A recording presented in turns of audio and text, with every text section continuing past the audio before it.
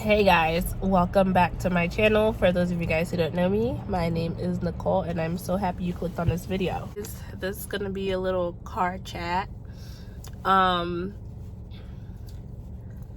so as you guys know, and I'm speaking to my accountants, accounting students, people who are familiar with accounting, and if you're not, well, this is good for you as well if you're considering accounting. So as you guys know, recruiting season is pretty much over for the year 2020, especially for busy season coming up. So congratulations, first of all, to all of you guys who got internships or who are in the process of interviewing for internships. So I just wanted to give you guys some tips of what to expect for your busy season internship.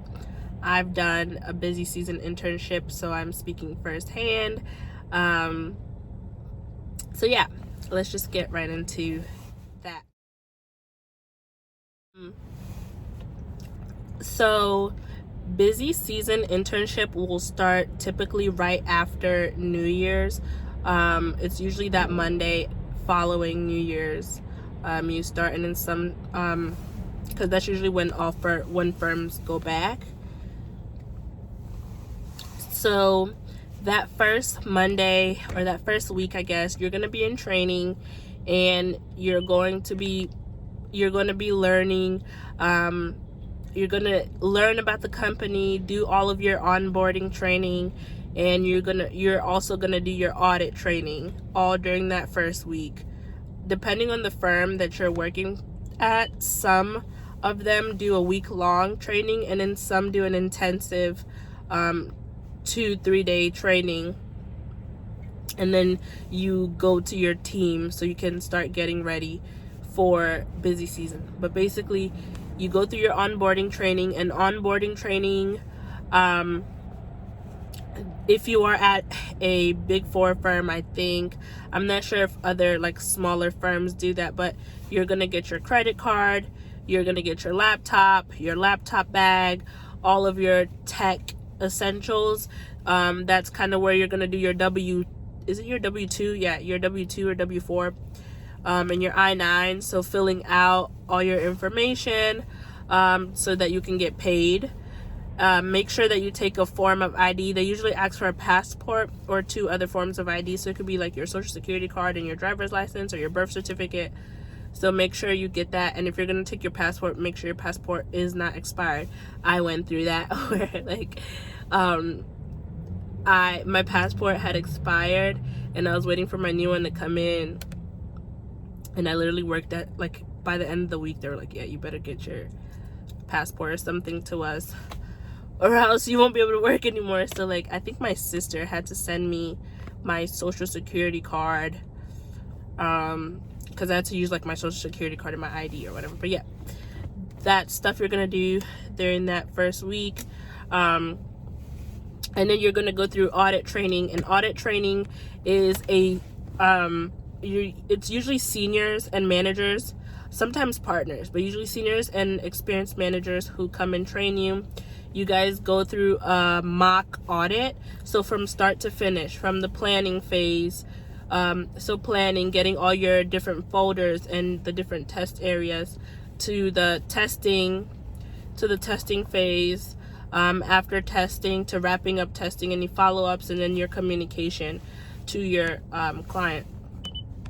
So you're gonna get that audit training just so you can have an idea of what you're gonna do, especially if you have not audited before. And most likely as an intern, you're going to be dealing with like cash. You're gonna be dealing with cash areas, and low risk areas, pretty much. So that's your training. And then they usually do some kind of, at least this is what I've experienced, usually have some kind of activity or like happy hour prior to busy season starting. And then you're going to go off to your teams and you're going to start busy season. And typically from January through, it's either January through February or January through March, you're on a client. And then from either February through April or March through April, you're on another client.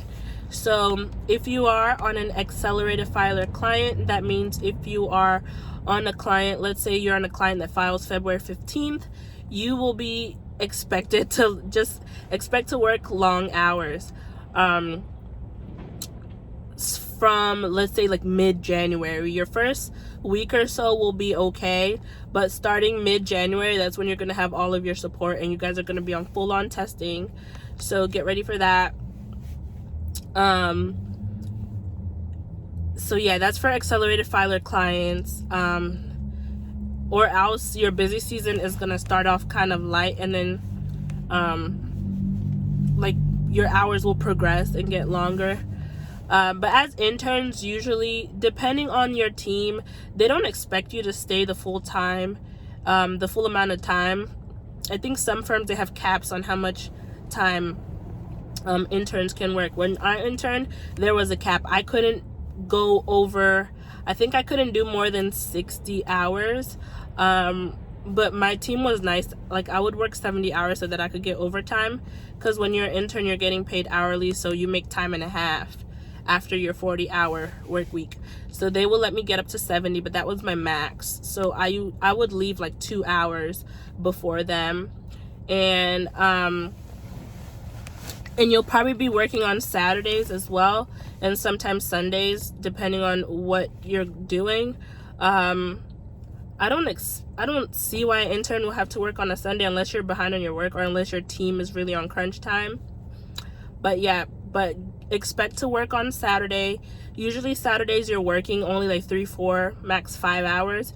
You're working in the morning till about like 3 p.m. And also it depends on your team. And most firms, obviously, they provide food if you're working on Saturday. So yeah, so if you're working on the weekend, or if you're working busy season, typically you will get your dinner paid for. So if you're working obviously past 5 p.m., your dinner is going to be paid for by your firm. So usually, sometimes, I know I've been in experiences where we did group dinners, where one of the interns was in charge of placing the dinner order for everybody. So on DoorDash, they will just create the DoorDash, they will create the DoorDash order, and then just send the link out to everybody. If you are designated that task, please take it seriously, because the partners and managers don't like getting their food late. And even if you're doing it for lunch, make sure by like 10 o'clock you're sending out that link so that people can have their lunches ordered, because some people like to eat early, some people like to eat around 11, some people like to eat at 12, some people like to eat at 1. But if you are that intern designated lunch orders, by 10 a.m. make sure you send out that link. And if you are designated dinner, by 4 p.m. make sure you have that sent out to everybody and place the order, because people like to eat by like 6. So yeah, that's pretty much what you should expect busy season. You should be on 2 clients minimum. Sometimes you'll get added to a 3rd client. I don't really think interns participate too much in archiving.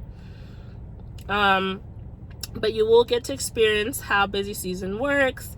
And also, towards the end of busy season, like, you interns, for the most part, will be in charge of footing the financials, which is a sucky job, but you got to do what you got to do. So footing the financial statements is, you're going to look at the 10K that the company you audited put out, and you're going to compare that to the financial statements that you guys, like, as your team and your firm audited and came up with, and make sure that the numbers match. And you have to tie everything out. You need to tie everything out and reference the testing, the work papers that you did, because if your firm did something and then your client, when they filed, they changed the number, that's technically them committing fraud. And if the auditors don't catch that on time, the auditors can get in trouble, as well as that company getting in trouble. So that's usually a task that's given to the interns. It's a tedious task, but I think everybody should at least do it once to gain that experience. So good luck with you guys who are about to go into your busy season internship. Make sure you guys breathe. Make sure you guys just take advantage of that opportunity. And if you're feeling overwhelmed, make sure you bring it up with your with someone you trust on your team, whether it be your senior or a manager, or talk to your people consultant or like someone from HR if you are feeling burnt out as an intern, because the goal is to expose you guys to like public accounting and auditing without like making you guys want to run away, because the end goal is to give you the offer. And for tax, I'm not sure how late of hours tax interns work, just because I know tax season is a little bit different.